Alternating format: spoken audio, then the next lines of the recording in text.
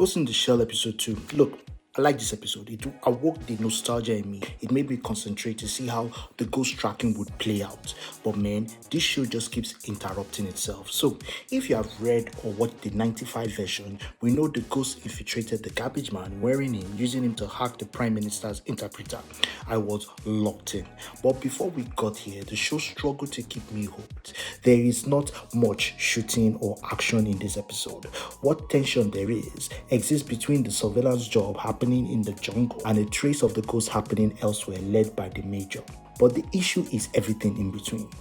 Every time that tension built, something playful would just cut across it. A joke, that a bit that wanted to be light, and every time it happened, the tension I was just building had to restart. You cannot chase a ghost and giggle at the same time. You have to just pick one.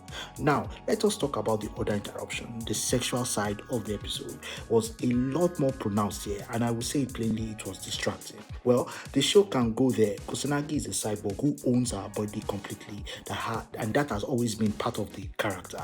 But there is a difference between that idea living in the story and that idea being staged for the viewer to enjoy watching. This episode leaned towards the second one, and it pulled me straight out of the actual plot. So here is where episode 2 leaves me. There is a genuinely great espionage thriller happening in this episode. I felt it in the garbage man sequence. I felt it in the tracking. But the show keeps stepping on its own tension with playfulness that undercuts it just as it starts to build the tension. Science Saru has the ghost in the show, and I have seen it. Now I need them to trust it enough to stop cutting away from it. So you tell me what you think.